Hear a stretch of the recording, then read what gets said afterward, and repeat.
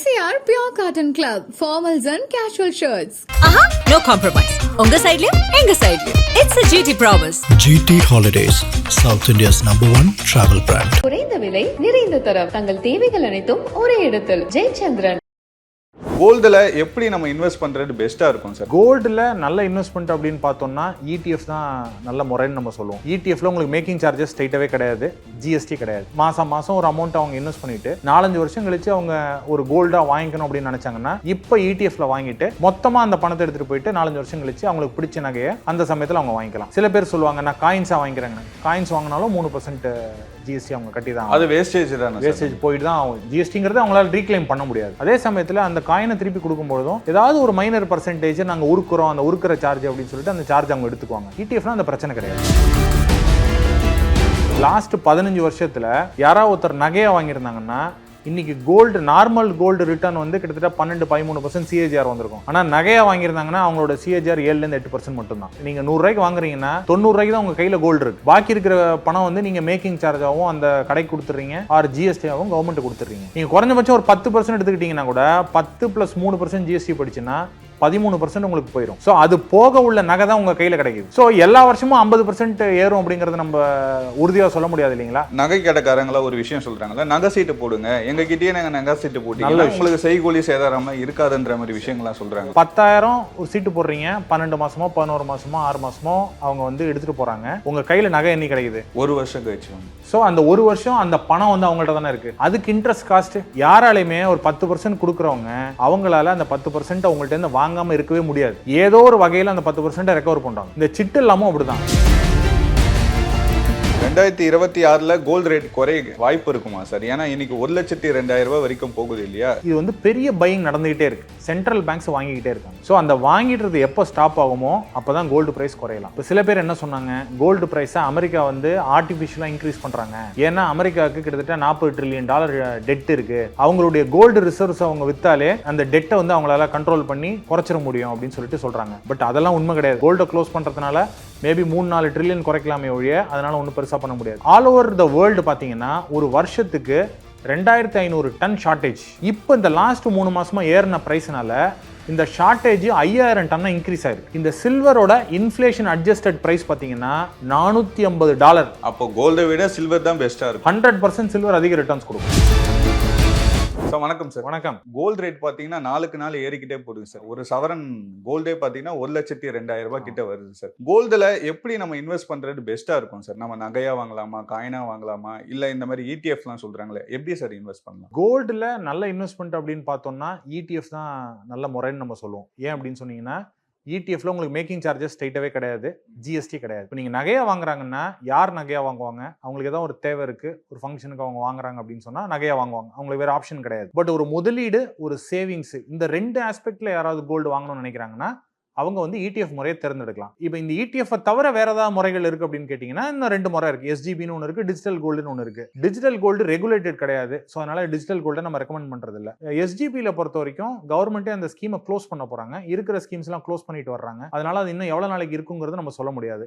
அதனால ஃப்ரெஷ்ஷா SGBயில் பண்ண வேண்டாம். பட் SGBயில் இருக்கிற வரைக்கும் உங்களுக்கு ஏறணும்னு நினைச்சீங்கன்னா SGBயும் ஏறும். ஸோ அதுவுமே ஒரு நல்ல ஆப்ஷன் தான். ETF வந்து is a better option. So யாருக்காவது ஒருத்தருக்கு ஒரு 4-5 வருஷம் மாசம் ஒரு அமௌண்ட் அவங்க இன்வெஸ்ட் பண்ணிட்டு 4-5 வருஷம் கழிச்சு அவங்க ஒரு கோல்டா வாங்கிக்கணும் அப்படின்னு நினைச்சாங்கன்னா இப்போ ETFல வாங்கிட்டு மொத்தமா அந்த பணத்தை எடுத்துட்டு போயிட்டு 4-5 வருஷம் கழிச்சு அவங்களுக்கு பிடிச்ச நகையை அந்த சமயத்தில் அவங்க வாங்கிக்கலாம். ஏன்னா அல்டிமேட்டா அவங்க நகை தான் வாங்க போறாங்க அப்படின்னா இந்த மெத்தட் அவங்க சூஸ் பண்ணாங்கன்னா இந்த பிசிக்கல் கோல்ட்ல இருக்கக்கூடிய காஸ்டிங்கை அவங்களால குறைக்க முடியும். சில பேர் சொல்லுவாங்க நான் காயின்ஸா வாங்கிக்கிறேங்க, காயின்ஸ் வாங்கினாலும் 3% GST அவங்க கட்டி தான், அது வேஸ்டேஜ் தான், வேஸ்டேஜ் போயிட்டு தான் ஆகும். GSTங்கிறது அவங்களால ரீக்ளைம் பண்ண முடியாது. அதே சமயத்தில் அந்த காயினை திருப்பி கொடுக்கும்போதும் ஏதாவது ஒரு மைனர் பர்சன்டேஜ் நாங்கள் உருக்குறோம், அந்த உருக்குற சார்ஜ் அப்படின்னு சொல்லிட்டு அந்த சார்ஜ் அவங்க எடுத்துக்குவாங்க. ETFனா அந்த பிரச்சனை கிடையாது. ETF எப்படி சார் பண்ண முடியும்? ஏன்னா நிறைய பேர் சாமானிய மக்களுக்கு வந்து ETFனா என்னன்னே தெரிய மாட்டேங்குது. நிறைய பேர் வந்து இந்த கோல்டு சீட்டு போடுறாங்க, காயின் வாங்குறாங்க, இந்த மாதிரி விஷயங்கள் தானே பண்றாங்க. ETFல அவேர்னஸ் குறைவா இருக்குங்கிறது உண்மை. ஸோ அந்த ஏன்னா எல்லாருக்கும் வந்து மியூச்சுவல் ஃபண்டை பற்றி தெரியணும், எல்லாருக்கும் பங்கு சந்தையை சார்ந்து தெரியணுங்கிற ஒரு அவசியம் கிடையாது. ஏன்னா இது வந்து ஒரு மியூச்சுவல் ஃபண்ட் ரிலேட்டட்ல போகிறது அப்படின்னு சொன்னால ETF பற்றி நிறைய பேருக்கு தெரியல. இப்போ ETF வாங்குறதுக்கு நிறைய பேர் வந்து டிமேட் இருந்தால் தான் வாங்க முடியும் அப்படின்னு நினச்சிட்டு இருக்காங்க. டிமேட் ஆக்சுவலாக கம்பல்சரி தேவை இல்லை. டிமேட் இல்லாமல் கூட ஒருத்தரால ETF வாங்க முடியும். அது இல்லாம கூட வாங்க முடியும். ETF மியூச்சுவல் ஃபண்ட் ரூட்லயும் அவங்க வாங்கிக்கலாம். டிமேட் கம்பல்சரியான ஒரு தேவை கிடையாது. ஸோ இந்த முறையில் அவங்க வாங்கிட்டாங்கன்னா கோல்டு இன்வெஸ்ட்மெண்ட்ஸை பிளான் பண்ணுறதுக்கு உங்களுக்கு ஈஸியாக இருக்கும். நகையா வாங்கினா நிறைய நமக்கு தான் வந்து நஷ்டம்ன்ற மாதிரி விஷயங்கள்லாம் சொல்றீங்களா சார்? எந்த வகையில் அது நஷ்டமா இருக்கு? சார் நகையை வாங்கும்போது ஏன் நஷ்டம் அப்படின்னு சொன்னா, இன்ஃபேக்ட் எங்கள்கிட்ட ஒரு கால்குலேஷன் கூட இருக்கு. லாஸ்ட் 15 வருஷத்துல யாராவது ஒருத்தர் நகையை வாங்கியிருந்தாங்கன்னா இன்னைக்கு நார்மல் கோல்டு ரிட்டர்ன் வந்து கிட்டத்தட்ட 12-13% CAGR வந்திருக்கும். ஆனா நகையா வாங்கியிருந்தாங்கன்னா அவங்களோட CAGR 7-8% மட்டும் தான். நீங்க 100 ரூபாய்க்கு வாங்குறீங்கன்னா 90 ரூபாய்க்கு தான் உங்க கையில கோல்டு இருக்கு. பாக்கி இருக்கிற பணம் வந்து நீங்க மேக்கிங் சார்ஜாகவும் அந்த கடைக்கு கொடுத்துறீங்க, ஆர் GST-ஆவும் கவர்மெண்ட் கொடுத்துறீங்க. ஸோ அதனால உங்களுக்கு போடுற ஃபுல் பணத்துக்கு உங்களுக்கு எதுவுமே வர்றது. இன்னைக்கு நான் ஒரு சவரன் வாங்குறேன்னா 1,02,000 ரூபாய். ஆமா.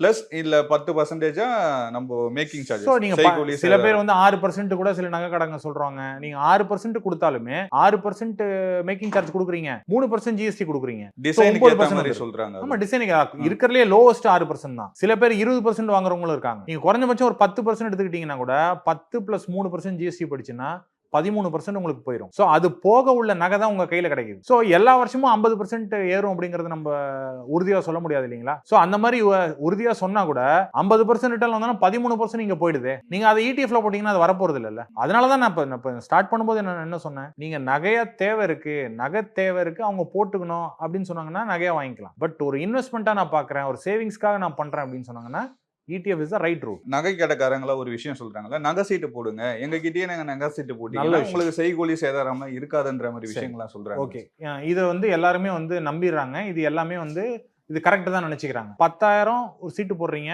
12 மாசமோ 11 மாசமோ 6 மாசமோ அவங்க வந்து எடுத்துட்டு போறாங்க. உங்க கையில நகை என்ன கிடைக்குது? ஒரு வருஷம் கழிச்சு. சோ அந்த ஒரு வருஷம் அந்த பணம் வந்து அவங்கள்ட்ட தானே இருக்கு. அதுக்கு இன்ட்ரெஸ்ட் காஸ்ட், அந்த இன்ட்ரெஸ்ட் காஸ்ட் இருக்குல்ல, உங்க கையில ஒரு பணம் இருக்குன்னா அந்த இன்ட்ரெஸ்ட் காஸ்ட் இருக்குல்ல, அந்த இன்ட்ரெஸ்ட் காஸ்ட் தான் அவங்க மேக்கிங் சார்ஜுக்கு சப்ஸ்டிடியூட்டா அவங்க டேலி பண்ணிப்பாங்க. அவங்க டேலி பண்ணிக்குவாங்க. சோ இதுதான் வந்து அவங்களுக்கு லாஸ் ஆகுது. இது வந்து நம்ம கண்ணுக்கு தெரியறது இல்ல, நம்ம கண்ணுக்கு அந்த விஷயம் தெரியறது இல்லாதனால சோ அது வந்து ஓகே, நம்ம வந்து இந்த மாதிரி சிட்டா போட்டோம்னா நமக்கு மேக்கிங் சார்ஜ் வராது அப்படின்னு நினைச்சுக்கிறாங்க. பட் அப்படியுமே GST வரும்ல, 3% GST எப்படியும் போகும்ல. அதனால எப்படியும் மேக்கப் பண்ணுவாங்க. யாராலையுமே ஒரு 10% கொடுக்குறவங்க அவங்களால அந்த 10% அவங்கள்ட்ட இருந்து வாங்காம இருக்கவே முடியாது. ஏதோ ஒரு வகையில அந்த 10% ரெக்கவர் பண்றாங்க. இந்த சிட்டு இல்லாம அப்படிதான். நீங்க எந்த ஸ்கீம், நகையில 10 விதமான ஸ்கீம் இருக்குங்க. இந்த 10 விதமான ஸ்கீம் நீங்க எடுத்து பாருங்க, கடைக்காரங்களுக்கு குறைஞ்சபட்சம் 10% போகும். நீங்க அதை வந்து தடுக்கவே முடியாது, எப்படி இருந்தாலும் போகும். ஆனா இங்க இருக்கிற நிறைய பொதுமக்கள் வந்து முக்காவாசியான சேவிங்ஸ் பிளான்ல வந்து ஒன் ஆஃப் த ஃபேவரட்னு பாத்தீங்கன்னா இந்த நகை சீட்டு தான். ஏன்னா இன்னி வரைக்கும் அது அவங்களுக்கு கை கொடுத்துருச்சு இல்லையா, அதுல தவறுன்னு சொல்ல முடியாது. நம்ம இன்னி வரைக்கும் அவங்களுக்கு கை கொடுத்துருச்சு. நகை போது கையில நகை வந்துருது, அவங்க போட்டு அதை எதுவும் லாஸ் ஆகக்கூடிய ஒரு விஷயம் கிடையாது, ஒரு வீணா போன பொருள் கிடையாது, கையில நகை வந்துருது. அவங்களுக்கு என்ன 10% தானே எனக்கு ரிட்டர்ன் இல்ல, ஓகே 6% பரவாயில்ல அப்படின்னு நினைச்சுக்கிறாங்க. பட் அதர் அவென்யூஸ் ஆல்சோ இருக்கு அப்படிங்கறது அவங்களுக்கு புரியல. நிறைய வீட்டுல இருக்க பெண்களை கேட்டீங்கன்னா நகை சீட்டு போட்டு தான் நான் இன்னைக்கு 10 சவரன் 20 சவரன் சேர்த்திருக்கேன்ற மாதிரி விஷயங்களை சொன்னேன். ஏன்னா அது கண்ணுக்கு தெரியாம போகுது இல்லையா அப்படின்னு சொல்றாங்க. அது ஒரு SIP தானே. சோ மாசம் அவங்க நகை சீட்டுங்கிறது it's an SIP for them. மாசம் ஒரு அமௌண்ட் சேவ் பண்றாங்க, அந்த அமௌண்ட் போய் நகை சீட்டுன்னு போடுறாங்க, அதை எடுத்துக்கிறாங்க.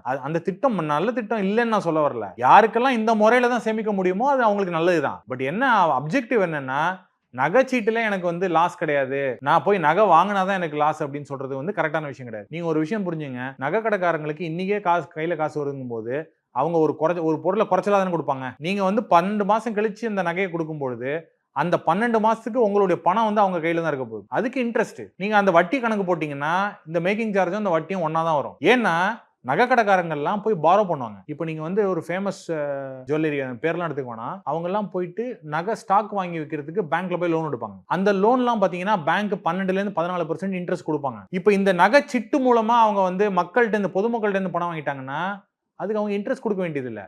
அந்த 12-14% அவங்க பேங்க்கு கொடுக்க வேண்டிய இன்ட்ரெஸ்ட் இந்த மாதிரி முறையில் அவங்க வாங்கிட்டாங்கன்னா சேவிங் தானே உங்களுக்கு. அதான் அவங்க பண்றாங்க. அதை நம்ம நினைச்சிட்டு இருக்கோம் அது ஜீரோ மேக்கிங் சார்ஜ் நம்ம நினைச்சிட்டு இருக்கோம். பட் உண்மையில அது கிடையாது. அந்த இன்ட்ரெஸ்ட் காஸ்ட் தான் மேக்கிங் சார்ஜ். அதே மாதிரி இப்போ 2026ல கோல்டு ரேட் குறைய வாய்ப்பு இருக்குமா சார்? ஏன்னா இன்னைக்கு 1,02,000 ரூபாய் வரைக்கும் போகுது இல்லையா? 2026 குறைய வாய்ப்பு இருக்குமா இல்ல அதிகமாக தான் ஆகும்? ஸோ இந்த கோல்டு பிரைஸ் ப்ரெடிக்ஷன் மட்டும் லாஸ்ட் ஒரு வருஷத்துல யாரெல்லாம் பண்ணியிருக்காங்களோ, யாரெல்லாம் இன்க்ரீஸ் ஆகும்னு சொல்லியிருக்காங்களோ, யாரெல்லாம் டிக்ரீஸ் ஆகும்னு சொல்லியிருக்காங்களோ எல்லாருடைய கூற்றுமே பொய்யாயிடுச்சு. ஸோ எதனால் அப்படின்னு கேட்டீங்கன்னா, இது வந்து பெரிய பையிங் நடந்துகிட்டே இருக்கு. சென்ட்ரல் பேங்க்ஸ் வாங்கிக்கிட்டே இருக்காங்க. ஸோ அந்த வாங்கிட்டு எப்போ ஸ்டாப் ஆகுமோ அப்போதான் கோல்டு பிரைஸ் குறையலாம். இப்போ சில பேர் என்ன சொன்னாங்க, கோல்டு பிரைஸை அமெரிக்கா வந்து ஆர்டிஃபிஷியலா இன்க்ரீஸ் பண்றாங்க. ஏன்னா அமெரிக்காவுக்கு கிட்டத்தட்ட $40 trillion டெட் இருக்கு. அவங்களுடைய கோல்டு ரிசர்வ்ஸ் அவங்க வித்தாலே அந்த டெட்டை வந்து அவங்களால கண்ட்ரோல் பண்ணி குறைச்சிட முடியும் அப்படின்னு சொல்லிட்டு சொல்றாங்க. பட் அதெல்லாம் உண்மை கிடையாது. அவங்க டெட்டை, அவங்க கோல்டை க்ளோஸ் பண்றதுனால மேபி 3-4 ட்ரில்லியன் குறைக்கலாமே ஒழிய அதனால ஒன்றும் பெருசா பண்ண முடியாது. பட் அந்த மாதிரி ஃபாரின் சென்ட்ரல் பேங்க்ஸ்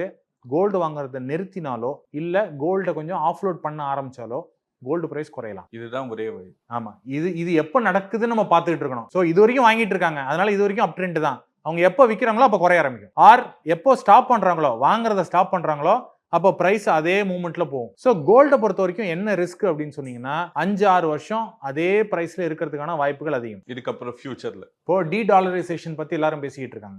டீடாலரைசேஷன்ங்கிறது என்ன? டாலருக்கு மாற்றா வரக்கூடிய விஷயங்கள். இப்போ வந்து பவுண்ட் எல்லாம் நல்லா அப்ரிஷியேட் ஆயிடுச்சு லாஸ்ட் 1 இயர்ல. நம்ம கரன்சி தான் கொஞ்சம் வீக்கா இருக்கு. நம்ம கரன்சி இன்னும் சில கரன்சிஸ் வீக்கா இருக்கு. டாலருக்கு ஆல்டர்னேட்டிவா பிட்காயின், டாலருக்கு ஆல்டர்னேட்டிவா கோல்டு, இதை பிச் பண்றாங்க. ஸோ அதை பிச் பண்ணும்போது நாளைக்கு டாலர் வீக் ஆக ஆரம்பிச்சிருச்சு அப்படின்னு சொன்னா இன்னைக்கு விற்கக்கூடிய 90 ரூபா 89 ரூபா டாலருக்கு 80 ரூபா வந்துருச்சுன்னு வச்சுங்க. அப்ப கோல்டு வந்து இன்டர்நேஷனல் பிரைஸ்ல அதே பிரைஸ் இருக்குன்னு வச்சுங்க. இந்த 10-12% கோல்டு பிரைஸ் இறங்கிடும்ல இந்தியால. அதை யாருமே ஃபேக்டர் இன் பண்றது இல்ல. நம்ம கோல்டு டாலர் எப்போதுமே ஏறிட்டு இருக்கும், கோல்டு எப்போதுமே ஏறிட்டு இருக்கும் அப்படின்னு நம்புறவங்க வாங்கலாம். பட் நம்பிக்கையை பொறுத்து ஒரு அசெட் கிளாஸ் நம்ம வாங்க முடியாது இல்லையா? இப்போ 2026ல ஆனா ரேட்டு குறைய வாய்ப்பே இல்லை. ஸோ ரேட்டு குறைய வாய்ப்பு இல்லைன்னு சொல்ல, பட் வந்து நான் சொன்ன விஷயத்தை புரிஞ்சுங்க. எப்பெல்லாம் சென்ட்ரல் பேங்க்ஸ் அவங்க ஸ்டாப் பண்ண போறாங்களோ இல்ல ஆஃப்லோட் பண்றாங்களோ அந்த சமயத்துல குறையலாம். பட் இப்போதைக்கு வாங்கிட்டு இருக்காங்க, இப்போதைக்கு அப் ட்ரெண்ட் தான். இப்போ நீங்க இன்டர்நேஷனலா நீங்க எடுத்துக்கிட்டீங்கன்னா எல்லா ஏஜென்சிஸும் அவங்க என்ன சொல்றாங்க, கோல்டு $6000 டார்கெட் சொல்றாங்க. $6000 இந்திய மதிப்புல ஒரு 15000 வரைக்கும் கிராம் போகணும். கிராமுக்கு ஒரு கிராமுக்கு 15000 போகணும். போமானுங்கிறத பொறுத்து இருந்தா நம்ம பார்ப்போம். இப்போ கோல்டு ஒரு பக்கம் பேசினாலுமே நிறைய பேர் சில்வர் வாங்க ஆரம்பிச்சுட்டாங்க சார். இப்போ சில்வர் ரேட்டுமே இன்க்ரீஸ் ஆகிட்டே இருக்கு இல்லையா சார்? அதை பத்தி சொல்லுங்க. ஸோ சில்வர் வந்து கண்டிப்பா ஏறும். இது வந்து நாங்க தொடர்ந்து சொல்லிக்கிட்டு இருந்தோம். அதாவது ஷார்ட் டேர்ம் வாலட்டிலிட்டி இருக்கலாம். இன்னைக்கு 2,44,000 இருக்கு. இங்கேருந்து திருப்பி 1.25 லட்சம் வரலாம், அதெல்லாம் வரலாம். பட் ஒரு 5 வருஷம் 6 வருஷம் 10 வருஷம் இங்கேருந்து நம்ம பார்க்கும்பொழுது கோல்டை விட சில்வர் ஜாஸ்தி ரிட்டர்ன் கண்டிப்பா கொடுத்துருக்கும்.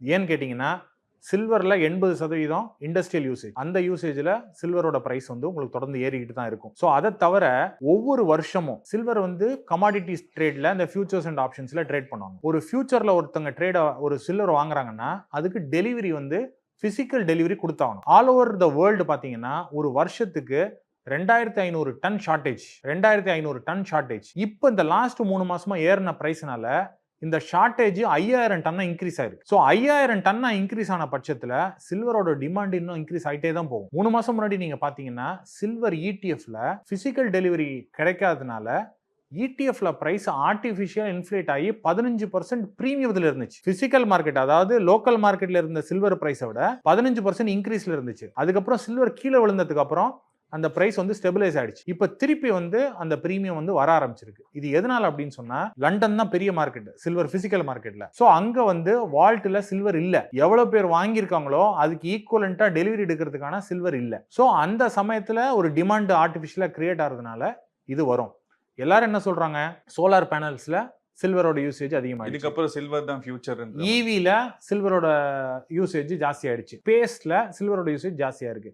இந்த விஷயங்கள்னால சில்வர் ஏறுது அப்படிங்கிறாங்க. பட் இந்த விஷயங்கள் லாஸ்ட் ஒரு 3 வருஷமாவே தொடர்ந்து நடந்துட்டு இருக்கு. ஏன் இந்த 6 மாசத்துல மட்டும் ஏறணும் அப்படின்னு கேட்டீங்கன்னா சில்வர் பிசிக்கல் ஷார்டேஜ்னால மட்டும்தான் அதோட காரணங்கிறத நம்ம உறுதியா சொல்லலாம். ஒன்ஸ் அந்த பிசிக்கல் ஷார்டேஜ் உங்களுக்கு கூல் டவுன் ஆனதுக்கு அப்புறம் மேபி ஸ்டெபிலைஸ் ஆகலாம். But as an asset class 80% industrial usage இருக்கக்கூடிய அசெட் கிளாஸ். இன்னொரு விஷயம் நீங்க பாருங்க, 1981ல சில்வரோட பீக் $50 per ounce. அந்த $50 per ounce ஒரு 3-4 வருஷம் முன்னாடிலாம் பார்த்தீங்கன்னா கோவிடும் போதெல்லாம் $15 வந்துருச்சு. $50 $15 35-40 வருஷத்துல.